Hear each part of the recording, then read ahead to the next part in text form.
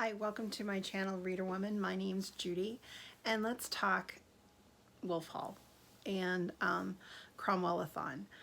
I finished Wolf Hall, and yeah, just totally blown away by the book, the writing, and the story.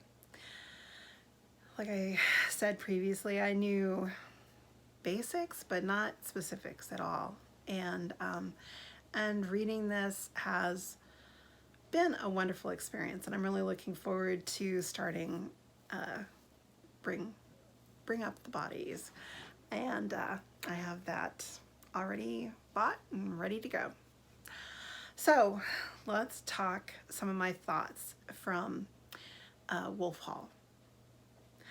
I think it was about halfway through or a little bit more where I suddenly started going, where the heck did the title Wolf Hall come from?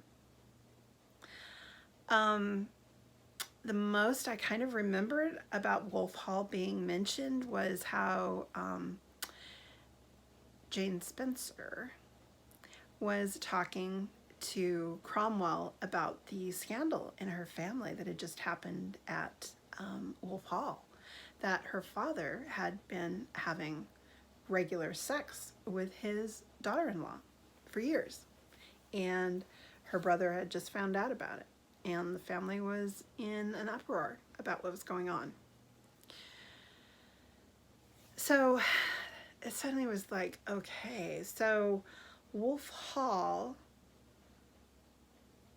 oh gosh, I said Spencer, didn't I? Jane Seymour, it was Seymour. Sorry. It's been a couple of days since I read it, or finished it, but yeah, Jane Seymour. So it made me realize that what we're really talking about is Jane Seymour, whom Cromwell develops this definite interest in from when she's a somewhat small child. I mean, at the time I was thinking, and that was kind of the way he was thinking, that she might be a eligible wife for his son Geoffrey. So I don't know. Then, you know, the novel just ended with this whole idea that, yeah, we'll stop off at Wolf Hall on this trip.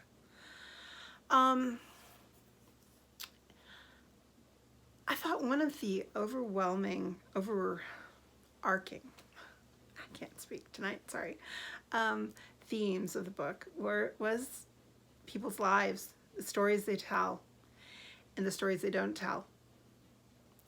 And how stories are information that, you know, Cromwell knows your life, he knows you. He can use that against you.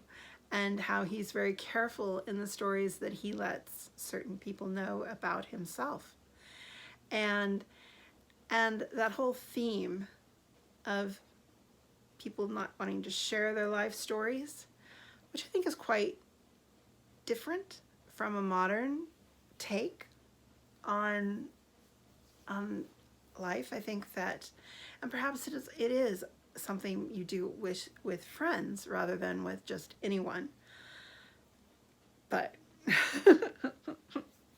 those of us on BookTube, we most certainly are sharing a lot of our lives. But anyways, I found that to be very, very interesting. And even, you know, we who through the author are allowed glimpses into Cromwell's life stories, even we do not know it all. I mean, I think for most of us, our young life, very vivid for us. He is a middle-aged man. And I think that you come with, you know, a lot of your life that, you know, only you know about. But him having to leave England in fear for his life, that his father is going to kill him. as a very real threat. And that bitter, hard life he had with his father, and traveling around as a child, living with his, I think it was his uncle, for periods of time at a monastery, because there was just so much he could take at home before he had to leave. You just get this sense of a lot of detail about his youth. And he becomes a soldier. He becomes not a trader, but a importer. He deals with textiles. He knows his rugs. He knows his tapestries. He knows his fabrics. He's a man who he's a lawyer. I mean, where did he get his law degree? Just various things that were quite interesting of what was left untold. I just really, really loved the language, and a lot of ideas. I do have some quotes I wanted to share. One of it was when he is talking to Rafe, his one of the young men under his tutelage, who he discovers has married this young woman with children that he had brought into his household, and they were talking, and then after Rafe leaves, he starts working on papers, and he takes out his evening's work and begins on it, methodical, tapping the papers into place. His bills are passed, but there is always another bill. When you are writing laws, you are testing words to find their utmost power. Like spells, they have to make things happen in the real world. And like spells, they only work if people believe in them. I really liked that because yes, it is always the power, the threat behind law that works, unfortunately. I mean, I wish we lived in a perhaps a nicer world, but that's kind of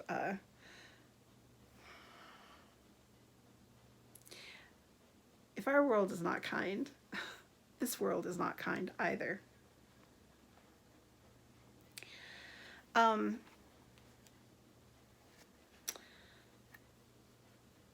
Another quote, more on the story things.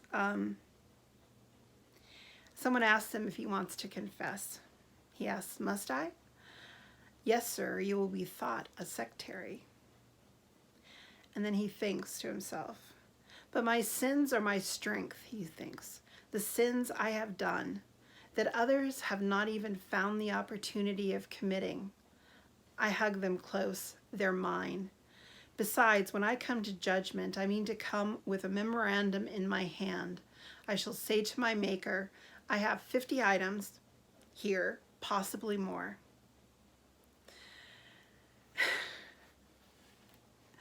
He keeps his secrets. He keeps his thoughts very, very close to his chest. And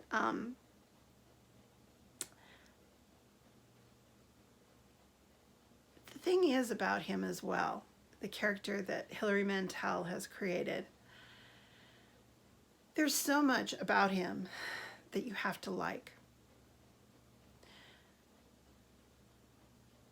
He cares about people. I mean, the fact that he lost his wife and his 2 small daughters, he carries them with him. They are in his thoughts. And I'm not sure what's going to happen in the next book, but I mean, he tries to let go of his wife, Liz, because he wants a future with Jane Seymour. And we know that doesn't happen. So I'm not sure where he's coming with that. He is just I mean, in a lot of ways, a very admirable man. He's passing on his knowledge he's helping young men and women who might not ever be able to improve themselves to get trades, to understand how the world works, to become lawyers, accountants, merchants, traders. I mean, this is a man who is creating an empire for himself. And yet he seems to be singularly, at least within that network, he seems to be a man singularly benevolent. He's not happy that Rafe married Helen, but he's not going to punish him for it. He's going to help him succeed in spite of.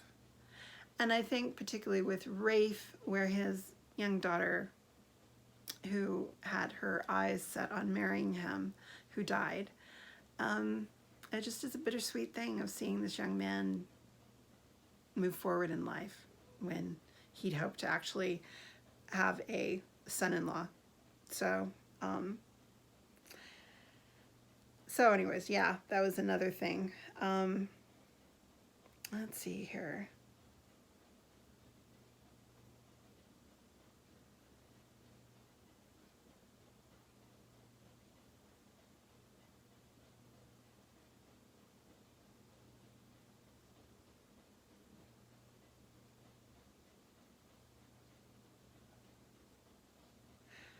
I'm sorry. This isn't going well. I made bookmarks. It's the one thing about reading it digitally is you come up with bookmarks, but then I didn't highlight. So in the future, when I put a bookmark that I'm wanting to quote, I will highlight. And let's see here.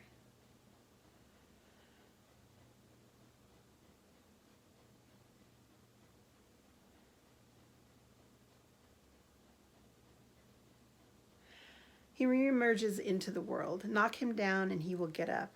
Death has called to inspect him. She has measured him, breathed into his face, walked away again. He is a little leaner, his clothes tell him. For a while he feels light, no longer grounded in the world, each day buoyant with possibilities. I really loved that. This was during a time when he became very, very ill with one of these ongoing multitudinous plague illnesses that just plagued, yeah, but a regular occurrence in these ages, on the one way, they knew some things, but they most certainly did not have any medical things to deal with this. And so I liked the fact that death had called to inspect him. She has measured him, breathed into his face, walked away again. So I thought Hilary Montel did a very nice job describing a close call, that does happen. Now, the big thing with these last chapters have to do with Thomas More and how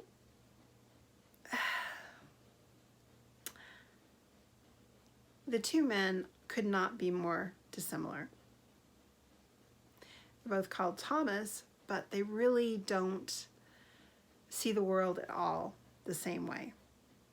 And you get from reading this book, I don't say that it's the truth, but the character Thomas More in this book has basically been living his life to become the martyr he is becoming. And by not signing his name to this piece of paper honoring the king and the new queen, he hopes in some way to get through, to continue living by going through the little needle, the eye of the needle. Well, I've never said anything against it. I don't have a problem here. Just let me go forward. But, they're calling foul. And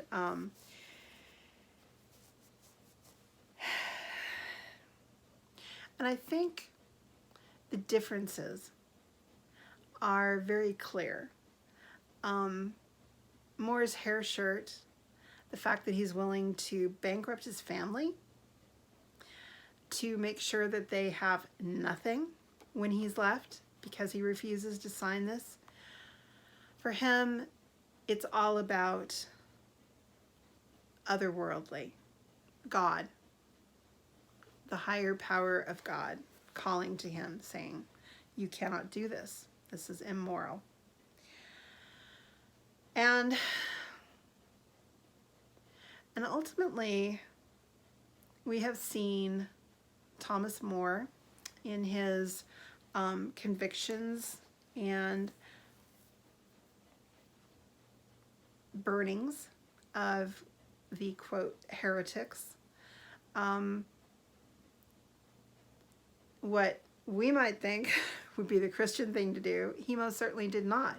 He felt that it was imperative that anyone who wanted to read the English Bible, who didn't believe in basically the Catholic religion, I think we could, this whole Reformation at this point is in some ways pretty minimal. It's more saying the king is the top of the hierarchy, not the Pope. But everything else kind of the same. And, but, they're putting a lot of wealth in the king's pockets by closing monasteries and taking lands and so forth. So, yeah. And ultimately, Thomas Cromwell is just as willing to behead and burn on the orders of the king as More was. So, while they seem very, very different characters, in a lot of ways, they both have, how far are you willing to go? And we do not know that at this point about Thomas Cromwell. How far is he willing to go? And my history tells me we're going to be a little uncomfortable with how far he's willing to go. Here is a lovely quote from Petrarch. Between one dip of the pen, Petrarch writes, between one dip of the pen and the next, the time passes, and I hurry. I drive myself and I speed toward death. We are always dying. I while I write you while you read, and others while they listen or block their ears. They are all dying.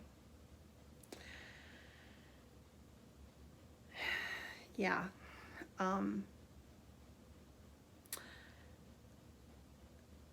For me as a printer as well, I find it very enthralling, this idea of the printing press, because in reality, one of the first, blockbusters is the Bible. And for me personally, the idea of the Reformation is very appealing. I like the idea that people are able to read the Bible themselves in a language that they can easily read, instead of having to learn learn Latin in order to read it. I find all of these points that everyone is so up in arms about to be like, yeah, we're just talking little minuscule differences here, guys. I mean, it doesn't feel like earth-shattering to me, but for them at the time, you know, it's a big deal, and I get that. Let's see here if I can find my last, oh yeah. It would be useful to know how far you are from the sea, but the trouble is, maps are always last year's. England is always remaking herself, her cliffs eroding, her sandbanks drifting, springs bubbling up in dead ground. They regroup themselves while we sleep, the landscapes through which we move, and even the histories that trail us. The faces of the dead fade into other faces, as a spine of hills into the mist. Particularly as the novel ends, I thought the language just kept getting more and more beautiful, more and more evocative. I had so much fun reading this. I haven't even skimmed it. I hope you are reading it. If you're not, you need to. It is so worth the time, and you're just going to enjoy it. If you love good literature, this should be on your TBR. Anyways, that's it for tonight, and I hope you have a great evening and happy reading. Bye.